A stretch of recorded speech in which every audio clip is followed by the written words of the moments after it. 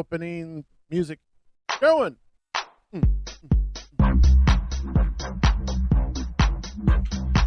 Oh yeah, it is time. It's that time again for the Nick and Adam show. I'm Nick. And I'm Adam. Thank you for joining us again. I just want to say thank you to everybody who has been supported us so far. They're on social media or following us on YouTube. Just to let you know, as many subscribers as we can get, it always helps. But obviously, we only want you to subscribe if you like what we're doing. So if you like what we're doing, or if you don't like what we're doing, let us know. Give us some feedback so that we can do better for you. So. Yeah, we always want to grow. We want this show to evolve, and we do this show, for people like us and for us. I mean, so there you go. Yeah, we're just a couple of nerds who want to talk about nerdy stuff, and hopefully, and I know there's a whole lot of nerds out there that also want to hear about nerdy stuff. So that's what we're trying to bring you, the not the most nerdy, but damn near the most nerdy stuff that we can do for you. So. Yeah, we're gonna dork out today. Yeah, so Adam, what are we talking about today? Well, let's talk about the Rancor. I think that's it's a pretty good thing to start with. The Rancor Hasbro's HasLabs Rancor Kickstarter. Was that what that was? That was a Kickstarter. Yeah, because it's the way that HasLab does most of their stuff. It's always crowdfunded, so they need an Right. X amount of people, X amount of backers, and I think They needed 9,000 for this. I think they need about 9,000. They fell about 3,000 short. Well, they got a surplus right there at the end. I just read an article that they posted. Someone posted. I have to check it on my phone because they ended up with almost 8,500. Yeah, because the retailers, who are usually the last ones in, almost pushed it over the edge. But once they really made the announcement, that's when, because they did a live stream of the announcement, and that's when a lot of people simply said, no, not good enough. It was the tiers that made people mad, I suppose. It was the tiers, and just in general, where it's nice where you have crowdfunding where you say, it's the ultimate yes or no. And once they announced the tiers, and the tiers were obviously the Rancor, Salacious Crumb, another Jedi Luke, and I forget. I think I'm missing a tier, but I think one of the things was the bones or something like that. At the last minute, they said the bones will come with the Rancor. Trying to sweeten the pot. Tried to sweeten the pot at the last second, but yeah, like the bones of things he's eaten. No, it was. And I was listening to, I forget the YouTubers that were our regular HasLab guys, and they simply said, no, it's not what people want. They want, the Rancor keeper, the dancing girl. I can't remember her name. Sorry, it's been a long time. Yeah, and it's hard to say anyway. Right. And it's simply the fans simply said, no, not good enough. And I was thinking about, because I was telling on the last show, I had one of the original Rancors, and you can go on the secondary market. You can go on eBay and find one of those for $75 to $100. Yeah, and I think the price point for this was $350 to $500. $350. Yeah, that's nuts. No, that's pretty nuts. But I know it was supposed to be in scale with the black figures, the black series. So 17 inches. Yeah, so it was gonna be a monster, but man, it was gonna be a monster of a monster figure. It was a monster price tag for a monster piece, but at the same time, unless it's all inclusive, which it really wasn't, and it didn't make sense to what the tiers that they did. So yeah. No, but it does. I'll tell you what it does for me. It opens my eyes to crowdfunding stuff. I've never been involved with a crowdfunding toy, and now that I'm in this balls to waist deep now. Oh no! And I'm looking at today I was looking at eBay. and looking at Marvel Legends and stuff like that. And I'm like, man, I need to get rich. This is never what I have is never gonna be enough. It's crazy because I just love the shit. And I'll just tell you a personal story from my childhood, right? My mother, my sister, and I, we all go shopping at Farmer Jack. But I'm just old enough to like sit in the car. You know, I'm about 9, 8 or 9, and I can wait and I don't have to go in with them. I sit in the car with some action figures. And I remember holding this. I've never forgotten this. I remember holding this Raphael Ninja Turtle action figure, the original Raphael, the first one they put out. And I just looked at it and I had this feeling. And I was like, I'm never gonna stop liking this stuff. I know it. Like I know it. And I never have. I never really have. I've tried to avoid my destiny. But No, it's funny you say that because since we've started this, I blame you, but we've gotten involved with some of the pages, like the latest so one do was I. the Thundercats one, and Ooh. one of the guys just released that he just got his sideshow Mumra, and he posted pictures of it. I was like, "Oh, you bastard!" So have you seen the Super 7 Thundercats?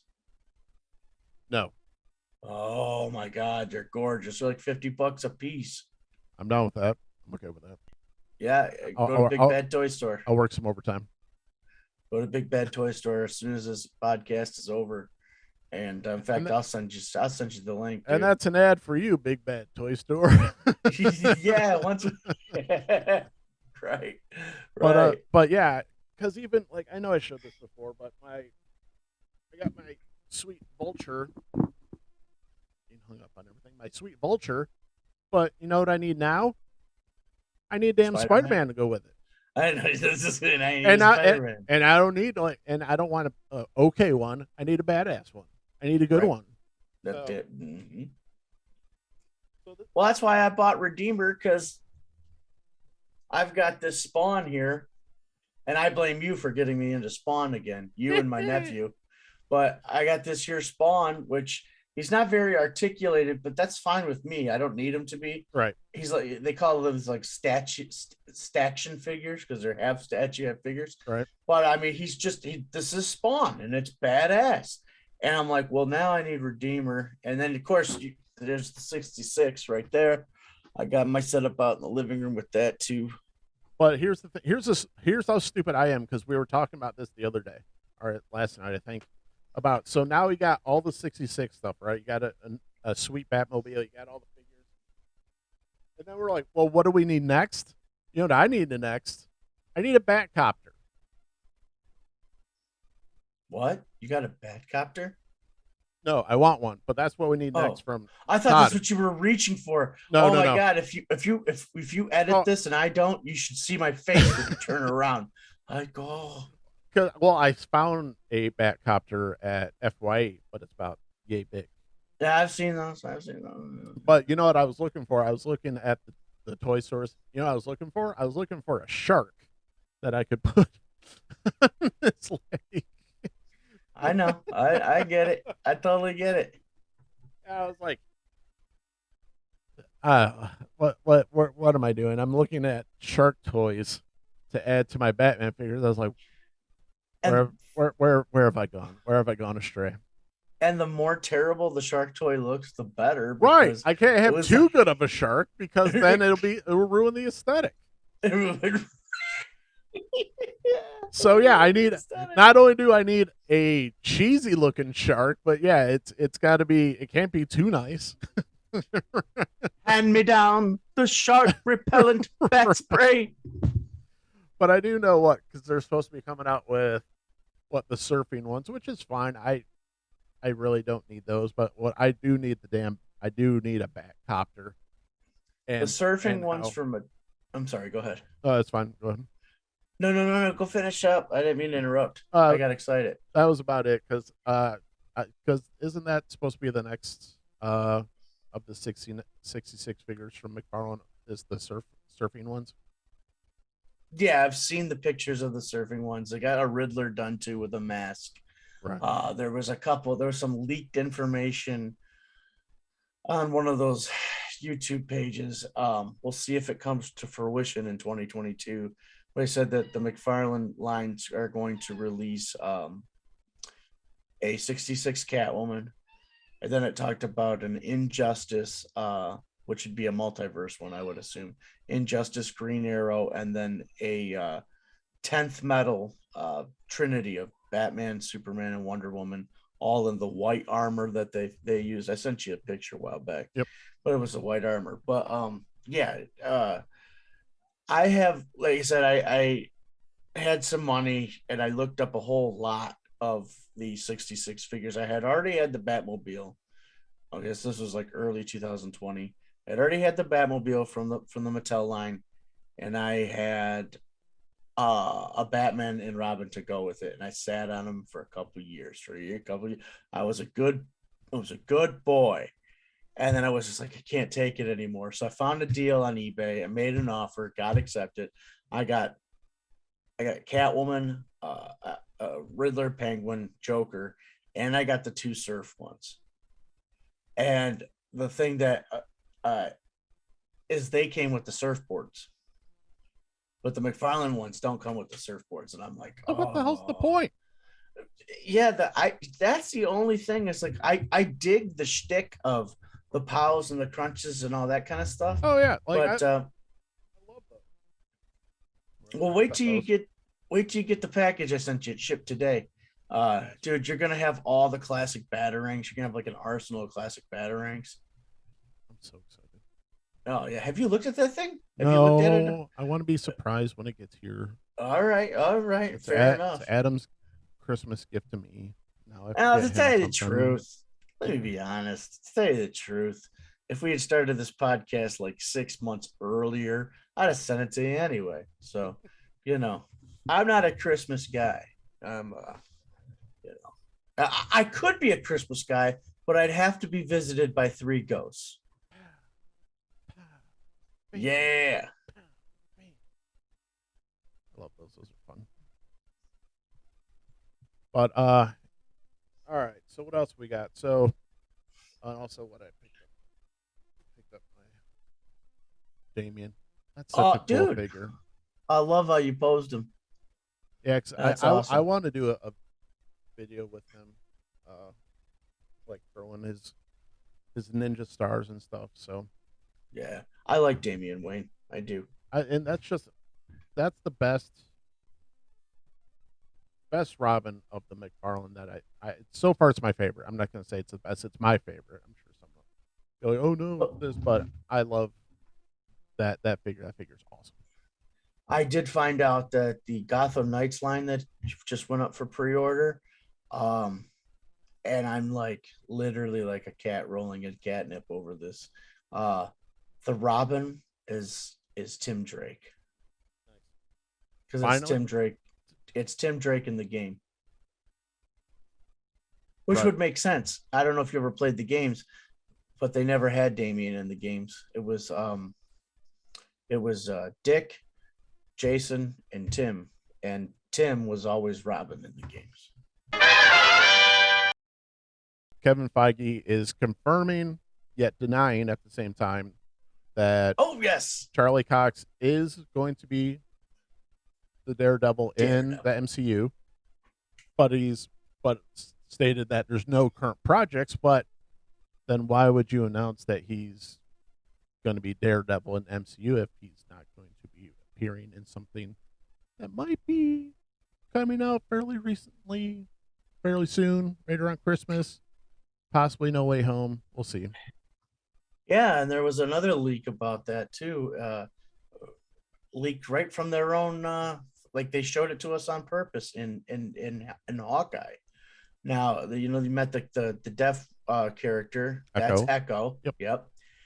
Her adopted uncle that they didn't want to remember. Uncle's gonna pick you up after karate, and I remember she's signing with her brother or whatever, and they're like, we don't want Uncle to catch on to this. He's gonna be mad. Uncle is the kingpin, right? But not just any kingpin. It's Vincent D'Onofrio kingpin. Well, he tweets out I love these Marvel shows. Well, why would you do that? Right. You know what I mean? So, yeah, I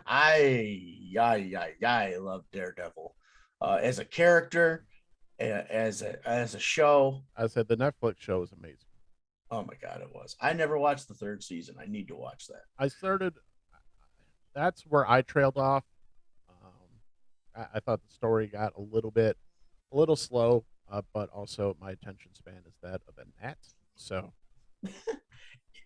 but You know, go on. those shows are very crime drama y in a way. Like it's like Right, sitting through Law and Order to an extent, but with superheroes. You know, right.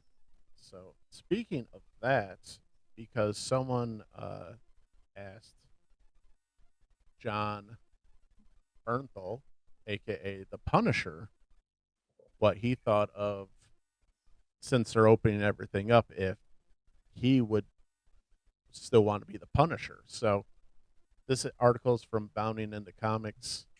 Uh, so they are talking about this if, in reference to introducing Frank Castle to the Marvel Cinematic Universe. He says he gives a warning about introducing Frank Castle to the MCU because basically he's a touch method, I'm guessing, but also it seems like um, the Punisher seems like one of those roles like the Joker where it's all or nothing. If you're not putting your all into it, then don't even bother. Because he was saying, in he has to go in such a deep place, and so he's got a quote here. That character in particular has a real deep meaning for me and resonance to me, and he's really in my heart. He's really in my bones. I am enormously protective of that character. I've said before that nothing in this world is more important to me than my wife and my kids, and only until you understand that kind of love, what it really means to willingly die for somebody, what would it be like if somebody took them from you. He elaborated that road and a darkness and a rage that really scares me and brings me to places that I've worked the last 20 years to get away from. So I was really grateful and respectful and weary of the places that that role took me and the world in which I had to live in. So when you see him as the Punisher in the Netflix he ain't series, acting. he ain't acting, man. Yeah. Word. That's So all I can say. Word, yeah, man. I saw that article. And he's like, yeah, but he's like, but whatever it reminds me after Heath Ledger died, just after Dark Knight, and he's just like, yeah, I told him you don't mess around with that character, you know. Who said that? Jack. Jack Nicholson said that? Yep. Okay. That's a shame too. I mean, that was a performance and a half, man. Yeah, because and I think that it got slightly misconstrued, but it was one of those as because he died fairly shortly after. January 2008. Yeah, so fairly because that came out what, November? 2000 no, that came out in the summer of Oh, it was the summer. 2008. Yeah, Yep, right around June or July, yeah, because Iron Man was out in May that year, right. 2008, and then it was The Dark Knight. Yeah. So Which, what a summer movies, you know no, what I that mean? dude, that was uh, you were saying earlier about certain times you want to go live in again, man. Talk about those early MCU years. Whew. That's a time you're like, oh, that's what a time to be alive. So Well, I could time travel back to 2008, see it on the big screen, and then come back here because the economy was really bad right, then. I wouldn't want to quantum leap into myself back then. right. So, but also from the same article, there have been rumors that the Punisher might get his own MCU series and that he would have a cameo in the upcoming Moon Knight series. One such rumor came from the small screen, where they claim the world around the Marvel camp is that John Bernthal really wants to play Punisher again, but has been negotiating hard on the contract. They're developing a series for the Punisher and desperately negotiating to have John come back to play Frank Castle. In fact, their sources confirmed that a script for the Punisher is already in development, saying, "quote It sounds effing badass. It's looking like it'll be pretty violent, like the Netflix show." So, Just gonna print money. yeah, I said Just that. are. The outlet also reported that source went on to say it sounds like it's going to be a hard R, really violent and gory. Which, if you watch any of Netflix stuff, they pulled zero punches. So, And that's the character to do it with. You know, I'm always one who says, you don't need an R-rated comic book movie. You don't need to overdo it. You don't need an R-rated Batman movie under any stretch of the imagination. But Punisher, why not? no, Why not go for it? I'm the same way. Everybody's like, well, why can't they do a R? Like, for the love of God, like if you just want the characters to run around screaming, dropping f bombs, that's not what the R rating's for. Hey, Right. yeah, with Deadpool, it's kind of funny, but when they did it for Logan, did they get their money's worth for the R rating and all the f bombs they dropped? They sure did, but that was not the point. The point was, for how violent and over the top, that movie was really going to be. Yeah. So, And you only get one F bomb to drop in a movie before you cross into R-rated territory. right, Once you say two F bombs, you're an R-rated movie. right. But Logan too was, I would say Logan is the Apocalypse Now of comic book movies. It's not action, action, action every second. You know what I mean? It's got this real, it's just a downer, man. Well, people always talk about post-apocalyptic, and I mean that is apocalyptic, where you got Professor X, who's a shell of himself. It can't control his powers at all. Destroyed the school, and the only one to take care of him is Logan. Right. Like, how Right. terrible is that situation?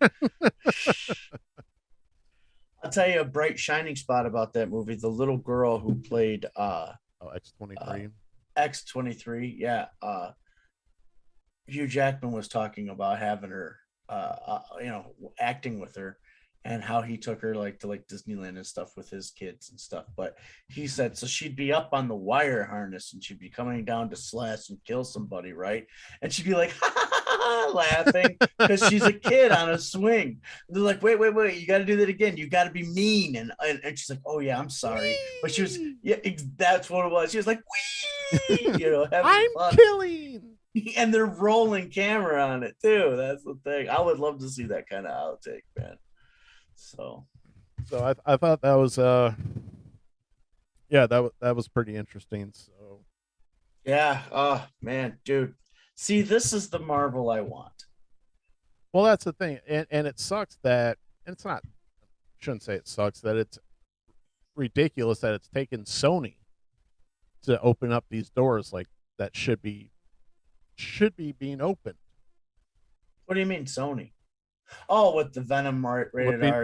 With the, it seems like the Sony is the one kind of that's starting the trickle of these dominoes for things to start to open up again. So, oh, I mean, Disney's afraid. Like, should we do this? Are we allowed to do this? It's kind of like, yeah, and we own all this. And Sony's like, like, yeah, let's have this guy and this guy and this guy. Hey. We'll throw them all in one big stew. Hey, what do you know? There's an entire universe of these guys. Let's just keep cranking them out. Yep. There's no Spider-Man. What a novel idea. There's no Spider-Man in the Venom movies. Well, then how did he become Venom? I don't know. Ah! But it's still good. Todd McFarlane, what do you have to say? I don't care. Whatever. I don't care. Right. Because I realized going through his IMDb that he was one of the writers on there. He's like, whatever, this will be fine. Todd McFarlane was one of the writers? Yep. No shit. On the first one or the second one? First one. First one, I think he had a producer title on the second one. And that's another thing. Venom 3 is in production. It's heading towards production. Oh, okay. Well, I guess we're stuck with it. Whether we want them or not. And it's supposed to lead off, or where the last one ended with what's the, damn it, who's it, the symbiote? Oh, Screecher, not Not Screech. Screech. You're not talking about Carnage, are you? No, not Carnage. Yeah, it's not Siren. Shriek. Nope, not Shriek. Oh, uh, I am puzzled. I mean, you might be right, but let me check here. So I'm gonna go with pull up this article from IGN. Okay. Venom 3 already in the works. So, and this is from just today, updated less than an hour ago. Tom Hardy's Venom will be getting yet another sequel. As producer Amy Pascal revealed, Venom 3 is already underway. During the interview with Collider, Spider No Way Home, producer confirmed that another Venom sequel is already in the works. We are in the planning stages right now, but we are focused on getting everybody to see No Way Home, which that is not going to be difficult. So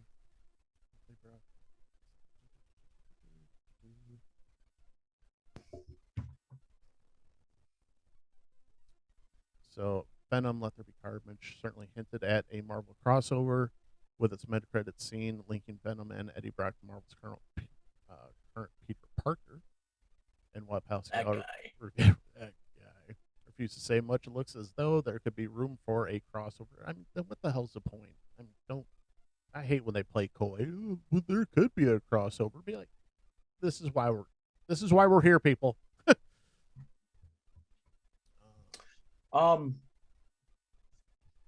Look, I would forgive everything that I thought was like wrong with the Carnage movie, Venom Let There Be Carnage. And if you haven't seen it, I'm spoiling it for you. So 5, 4, 3, 2.5, 2, spoil 1. If they hadn't killed Carnage in the end, that was fucking stupid. No, that was asinine. I don't understand. Straight up asinine. Like, what do you think this is? 1990 something? Toxin's the Toxin. Because they set it up with the Isn't Toxin a cop? Yeah, because that's who takes over is the cop from Venom 2. Oh, right. And they kind of show it, very discreetly. But yeah, I can't believe I missed that. Yeah, so and I forget the actor's name. He's been in a bunch of stuff. He was in Snatch. He was in Band of Brothers.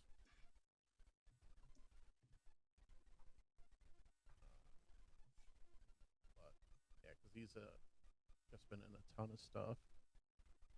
But he's one of those actors I don't remember his name. Stephen Graham. So yeah, he plays Detective Mulligan. So he will be I'm assuming that he's going to play Toxin in the upcoming film, but that's who Toxin is from the comics. Is the Detective Mulligan. Gotcha. All right, cool. Well, I'm in. I'm gonna see it anyway. And look, like I said, my only complaint about the first Venom movie was that it seemed like it was made in 2003 or 5. And that's a consensus from a lot of people. It just seems like it's just not an up to date movie. Yeah, and then number 2, we just talked about it. Killing Carnage is asinine, but not enough to keep me away. It's not enough to keep me away. Yeah, it's not terrible enough for me to say no, thank you. It's just enough for me to go, all right, fine, I'll go see it. You can't. Let's think here. You can't use Batman and Robin, the movie Batman and Robin. What was a stinker that was bad enough to keep you away from the next movie if they were going to make one?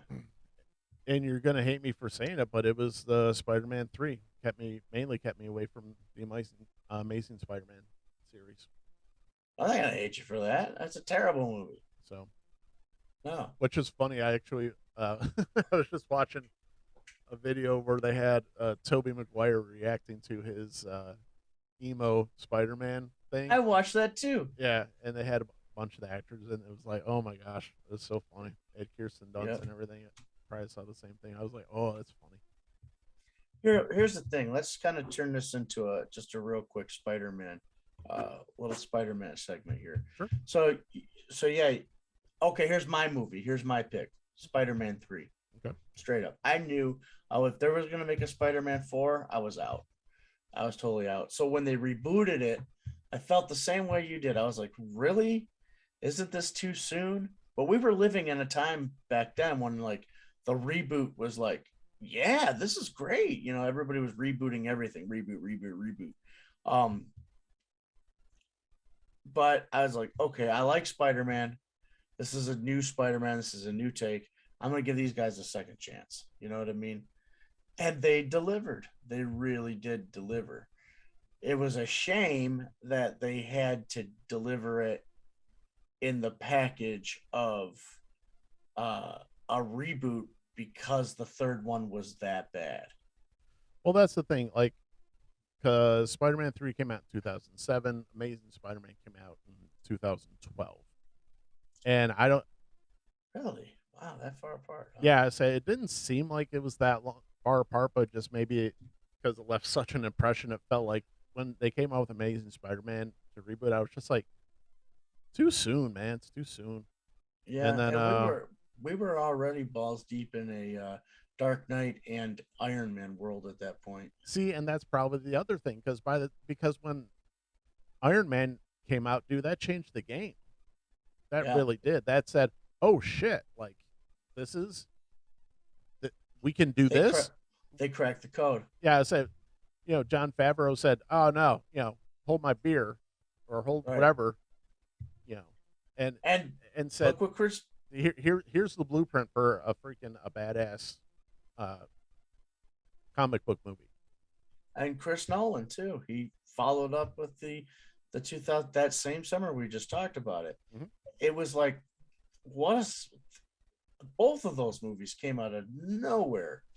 You know. Well, and then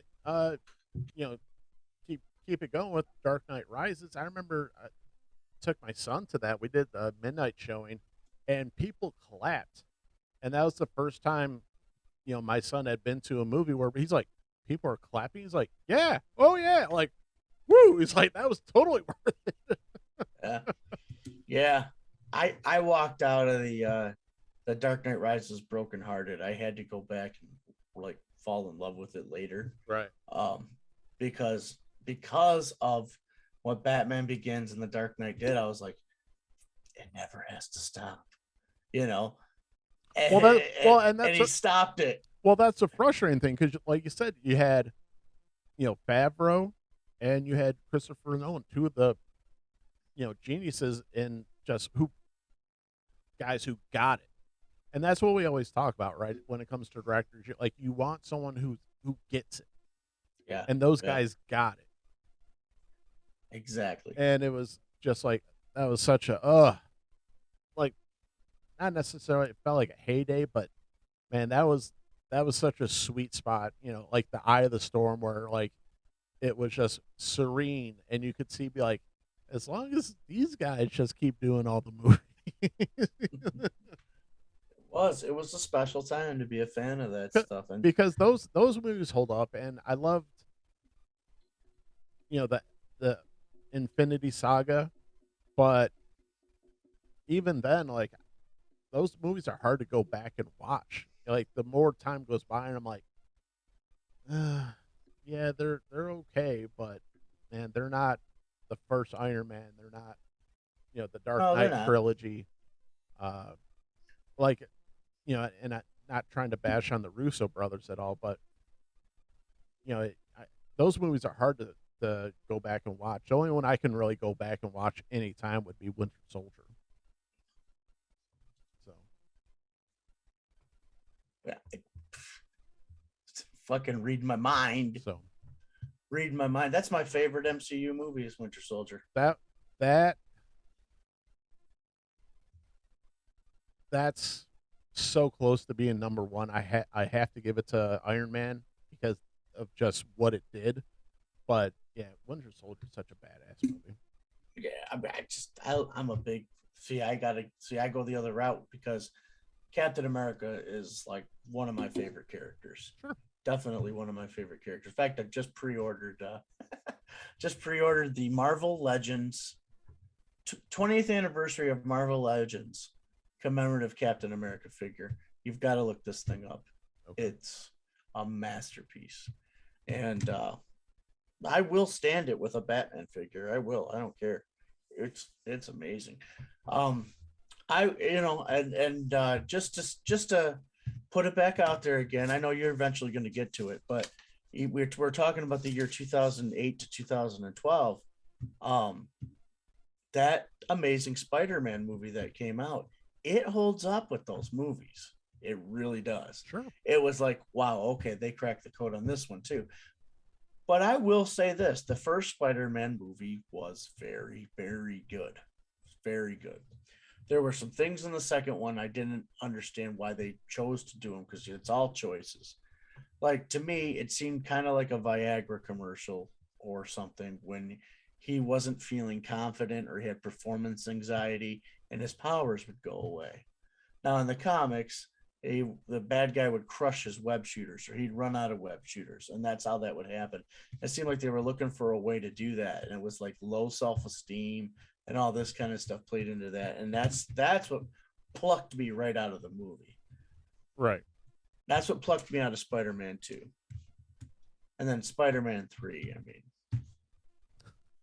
Well, that's the funny thing too, because the thing that sucks the most about Spider-Man 3 is that's still made $1 billion. It's still made $1 billion. Oh, I know. Easily. Yeah, I know. Because I don't even think we did it on the show where we went through each of the early Spider-Mans, and man, they were just talking about printing money. Every single one of those broke the $1 billion mark. I almost said something really stupid just now. Okay. I was going to say, and they got Topher Grace to play Venom. Why didn't they get somebody like Tom Hardy? He'd make a great Venom. And I was like, wait a minute, he is Venom. I almost literally said that. I was like, because I was thinking about Bane. I was like, should have got Tom Hardy to. Oh, they did. Okay. Oh, wait a second. They learned their lesson on that one, yeah. All right. Speaking of morons who need to learn a lesson, got to talk about Seth Rogan. Seth Rogan's been in the news lately a lot over just stupid stuff. One, he got into like a little bit of a Twitter spat with Casey Neistat. You know who Casey Neistat is?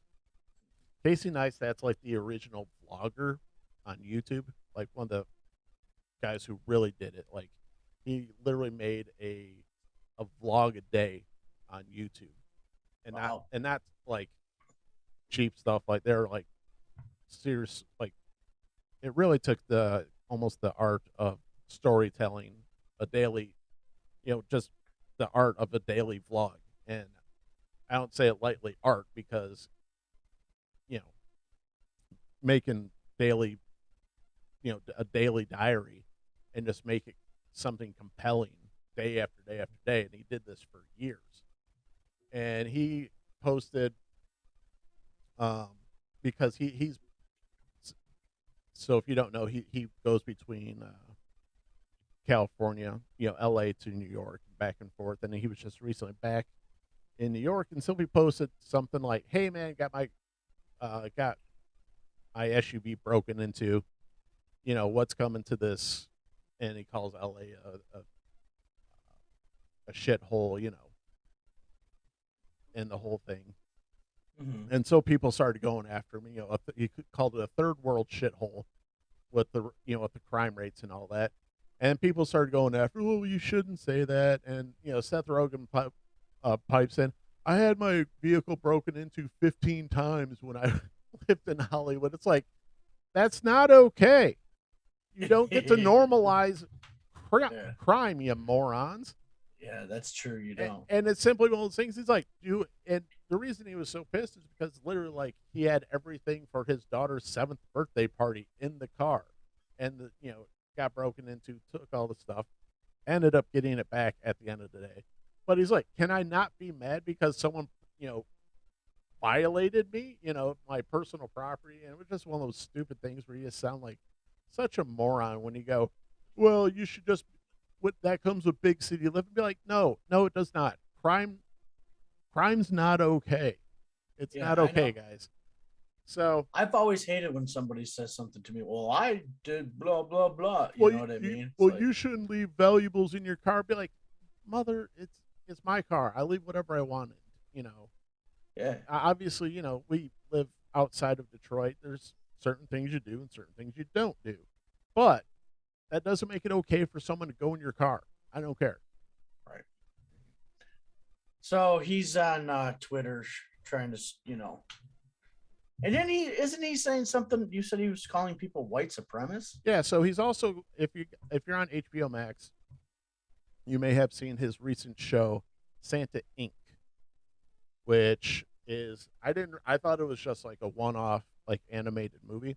It's an 8-part cartoon.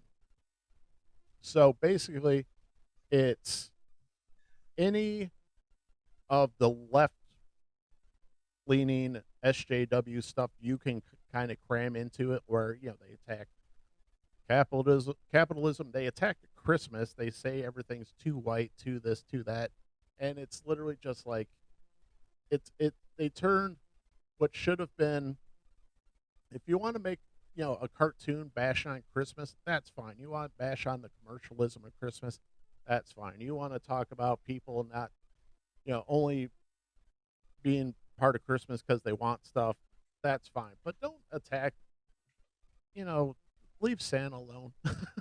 Leave Santa alone. leave Santa alone, and don't make it a white supremacy issue. Don't try and fit like abortion politics into it. Like, come on, man. Like, How does abortion fit into the? I mean, I understand that it is an issue right now, and there's things going on with the Supreme Court.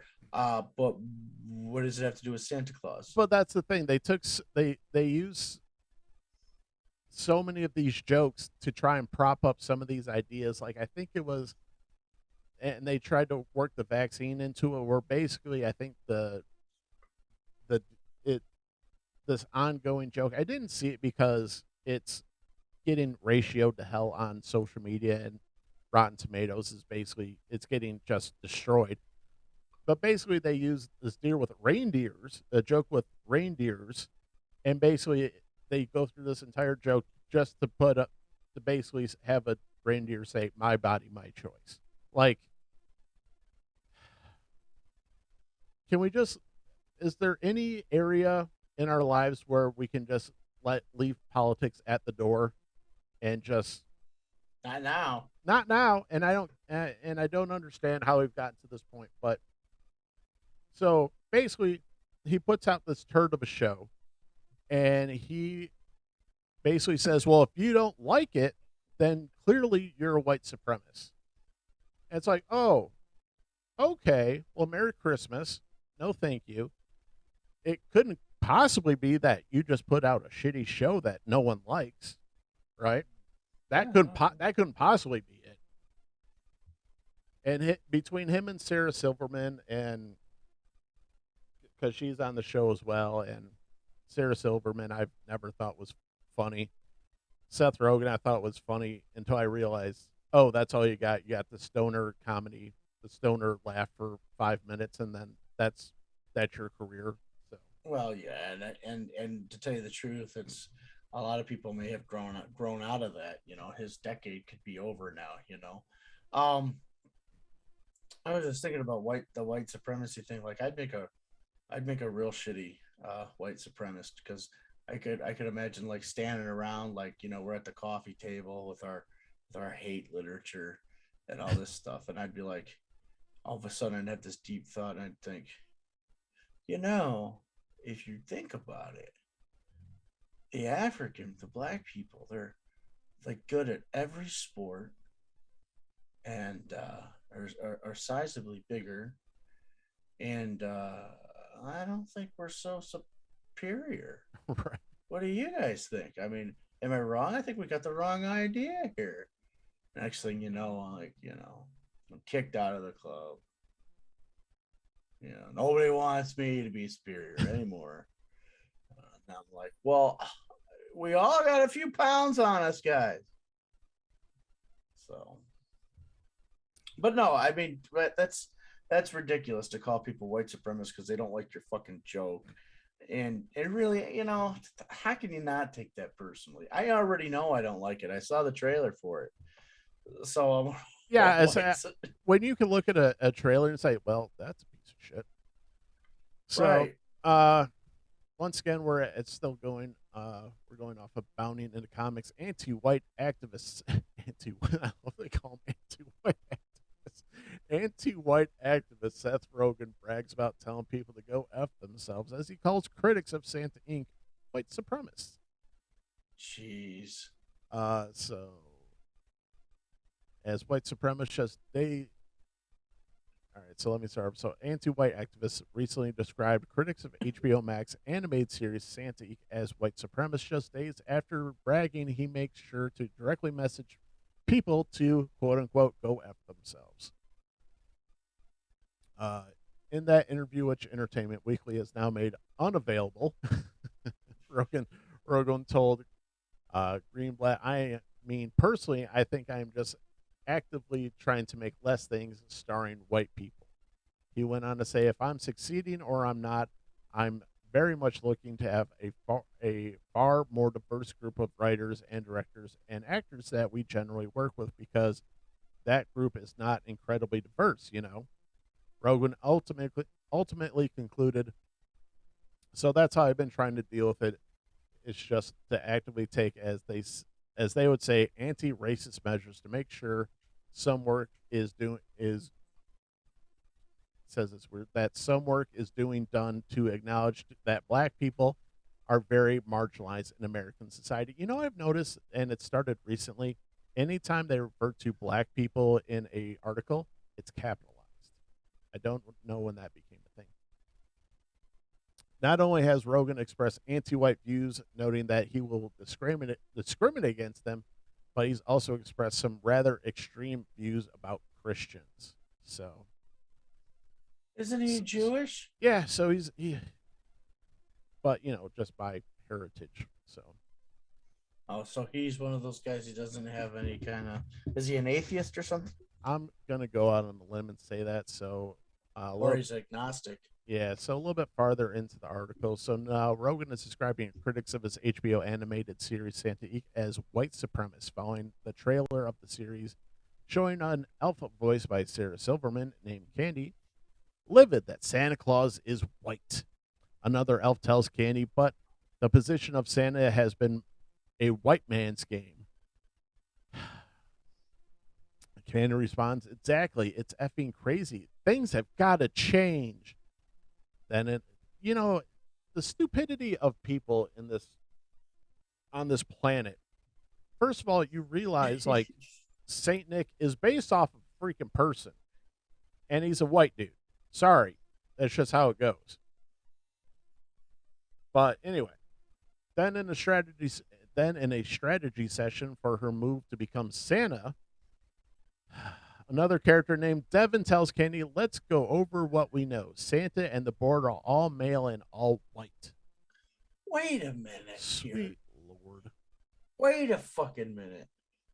Sarah Silverman, yeah, and Seth Rogan are like the headliners of this thing, right? Yep. So when they were children, they didn't have Christmas, right? Assuming they grow up in, you know, Jewish households, but yeah. They do. Yeah, they're Jewish people. Right. But I mean, doesn't mean they were, you know, grew up, you know. No, because Christians and everybody else, secular people, they all get Santa Claus. Right. Jewish people get Hanukkah Harry. I saw it on Saturday Night Live.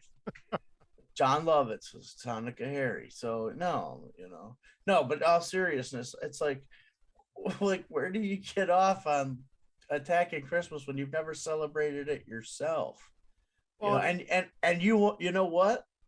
You can pluck the Jesus right out of it if you want to and celebrate Christmas, and then tell me that Santa Claus should be black, white, orange, or you know, or how about that, black, white, Asian, Filipino, whatever, Spanish. Um, I say we were in Kohl's and we saw Black Santa ceramic figures. That's cool. I don't care. yeah, yeah. I'm just. It But would be.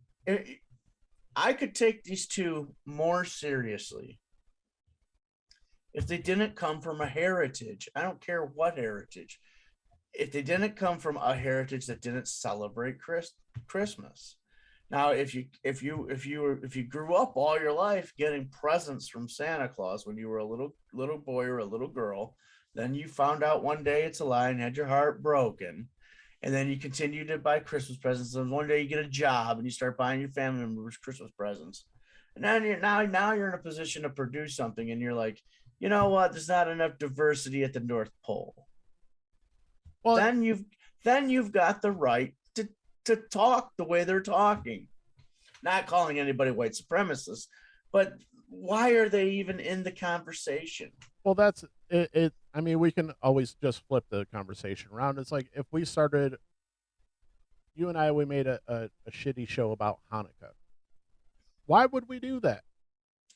Right. It's Yeah. it's completely asinine to, yeah, let's go after Christmas because it's white supremacy. It's like, You will learn something that you can teach me over my overwhelming, belligerent way of going over the top when I think there's something wrong. why? Why are you stupid? Why are you the way you are? Wow. Yeah. No, I can't. I won't watch it just because I don't want to give it the view.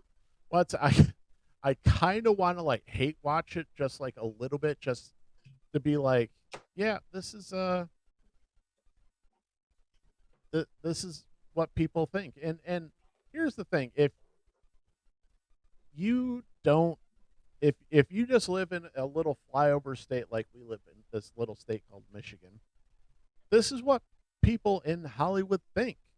Like he's got this tweet here. We really pissed off tens of thousands of white supremacists with our new show Santa Inc., which is now available on HBO Max. No, it couldn't be that you took like one of people's happiest times of the year. I mean, where people are happy and jolly and supposed to be spending time with family, and try to insert your bullshit politics into it. And It could that demonize people. it couldn't be that. Could that be it, Seth? Yeah. It couldn't be that you're the asshole here instead of the white supremacist or the anti-white activist that you are. But here You know what? go on. I'm going to call him something worse than an anti-white supremacist. I'm going to call him the worst thing you could possibly call someone in his profession. You're not funny, Seth. No, You're not funny anymore. And what you're doing here, this isn't funny either. You told a bad joke. You're upset because no one's laughing. You're retaliating like a child, and you're not funny. You're a comedian who's not funny. right. But here's the scary thing. Let me pull up Seth MacFarlane, or not Seth MacFarlane, Seth Rogan. He's funny. Let me pull up Seth Rogan's IMDb because guess what? He's moved on to producing, and he's producing a lot of things that people care a whole hell of a lot about. So right now, he is currently in producer of Jesus, it scares me, but worse than I thought. So he's currently producer on The Boys, which I know you haven't seen, but I'm a big fan of. He's That's fine. he's on Invincible. He did Preacher, which that started off okay, and then that quickly went. But let me tell you what he's in charge of coming up now. So he's doing another Teenage Mutant Ninja Turtles. I'm not sure if that's animated or if that's live action, but he's also in charge of Darkwing Duck reboot that's coming up. So he's got his fingers in a whole lot of pies that, man, talk about, I do not want that guy in charge of. because this Yeah. you got shows that we grew up on that he's rebooting, and he's going to reboot it with possibly, these stupid political overtones that don't have any business being in cartoons. No, they don't. It's the world we live in, man. That's a bunch of shit. That's crap. But when you got He's- when you got people like this in charge of the stuff, that's where I'm like, shit, like this stupid stuff isn't going away, and that's the part that bugs me. All right, what's some happy news? Let's move on from this dingleberry. Happy news. Oh, one more time, Seth, you're not funny. Yeah, sorry, Seth, that no one thinks you're funny anymore. Trying to find some good stuff, Adam, that there's just not too much, but there is one story that unfortunately is a sad story, but we need to talk about. Legendary comic book creator George Perez reveals he has stage 3 pancreatic cancer. Oh, really? Yeah, he was just diagnosed last week, but just announced it today. And That's awful. yeah, saying if anybody knows anything about pancreatic cancer, it is basically a death sentence. So And he's in stage 3. stage 3, and they pretty much give them, they do the 6 months to a year to live, but usually when it's pancreatic cancer, it's usually unfortunately very fast. That's terrible. Anybody remembers Patrick Swayze had pancreatic cancer, and I think it's a little bit more common in men, but I just know it's just devastating. So Well, he invented Cyborg. yeah, he did a lot of great work. Yeah, I for mean, Marvel. he invented Cyborg, and he did the new Teen Titans. Yes, he did New Teen Titans. He worked on the Avenger, Wonder Woman, Crisis on Infinite Earths. Right. Was he the one that put Wonder Woman, took away her powers? No, he wasn't. Was he? It doesn't say in this article. Yeah, because he got a lot of flack like from the feminist community at the time. They were like pissed because like he was like, well, she's wearing these cuffs and all this stuff, and they wanted to reboot her, so he like made her a karate ninja, like a ninja person, and she had this whole white outfit. Oh, and then like the feminist community lost their minds, and he was shocked. He's like, "What? What'd I do?" He had no idea. It might have been him. I don't know if it was him or if it was Denny O'Neil. I can't remember. But they were like, "You just took away all of her power, you man." And I mean, in hindsight, they were right. You think about it. But that's that was sad news announced today. So Yeah, he's it says right here it's terminal. yeah, it's 6 months to a year, but it's usually not even that. So Oh my God, Crisis of Infinite Earths. You did pencils on that. oh yeah, he worked on a lot of Wow. worked on a lot of great stories. I mean, as soon as I heard the name, like I hadn't heard the name in a while, but I went, oh wait, that guy's been around. That's an important name. Yeah, very much so. And so I mean, yeah. he's in the same league as the big two, of course, is Stan Lee and Jack Kirby, but yeah, right there, yeah, there you get Denny O'Neil, George Perez, Neil Adams. there's so many new Batman titles. They have the Batman '89, like from the movie, and I'm like, Oh God, I know. I need to read that. I say not bad, saying good, bad, or indifferent. I was just like, what'll be?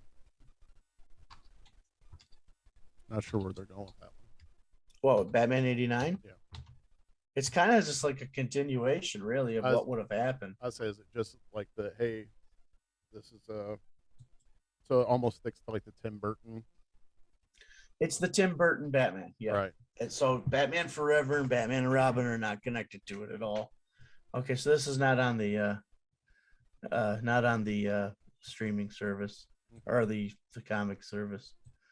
They've got, looks like it's a whole thing. Like they have I Am Bane, I Am Suicide, but these are all 2016, 2017 comics, so might not have anything to do with what you're talking about. But yeah, from what I get, I Am Bane sounds interesting. Yeah, the wedding stuff was crazy. I read that. I recommend that. That was really good. But no, from what I gather and what I've heard, I mean, you get to see Colt 45, Orlando Calrissian, Billy D. Williams.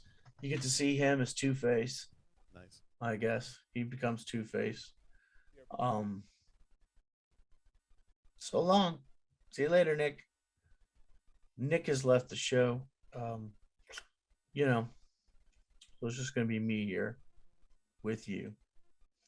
And for now, I think what I'd really like to do is sing. Just sing you a song. Are you ready for that? So, here we go. 6 o'clock on Friday, Mama doesn't know she's leaving till she hears the screen door slamming, rubber squealing, gears are jamming, local country station just a blaring on the radio. Pick him up at 7 and they're headed for the rodeo. Drive out to the boondocks and park them by the creek where it's George Strait, real late, dancing cheek to cheek. Well, I was like, Nick has left the show without warning, guys, so I guess I'll sing. See? Just like Ashley Simpson. Yeah. I'll do the jig. Sorry. You need to see that. You need to see that clip from the last show. I made sure I put in some good stuff for that one. So, all right, Adam, are we getting ready to wrap it up?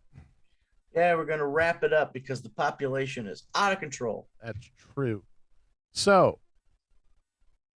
next episode, we're doing our Christmas show. Yes. I wanted to bring that up. So we are going to be discussing some of our favorite either movies or favorite Christmas movies, might be Christmas movies, or just favorite holiday films that we love to watch around Christmas time. So if you guys have any movies you want to contribute or any TV shows you want to contribute, feel free to do so. Adam, what were you saying? What do you think about doing a Gremlins review? That'd be fine. We just watched it the other day. Well, I haven't seen it since I was a kid. Really?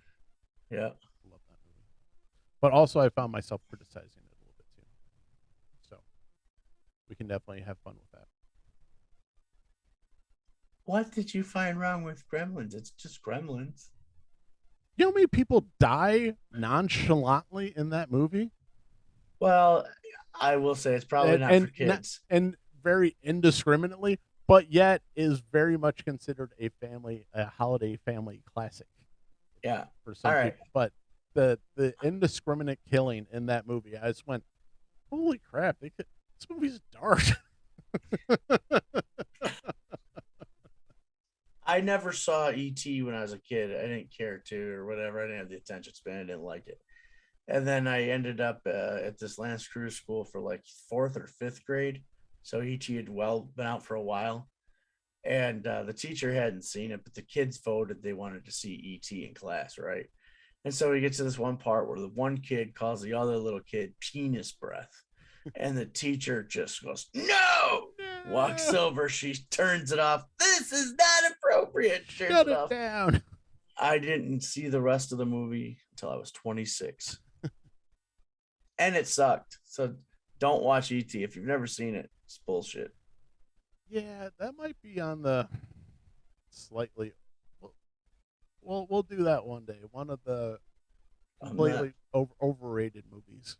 Okay, I was going to say I'm not watching it again. Overrated movies list. So and we'll have some interesting things on there. But so next episode we are going full in Christmas, and like I said, we'll be talking about some of our favorite movies. But until then, I just want to say thank you guys so much for all the support. You guys have been amazing. Thank you so much for just all the love you guys have been showing us. It's been unbelievable. So, Yes, thank you for all the love. Thank you for all the likes, all the subscribes. Thank you for the nice comments you've left on the Facebooks. And yeah, we love being with you.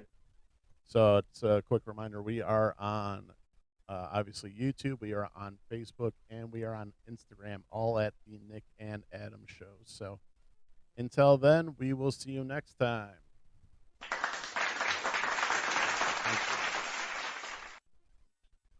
Hope you hair grease.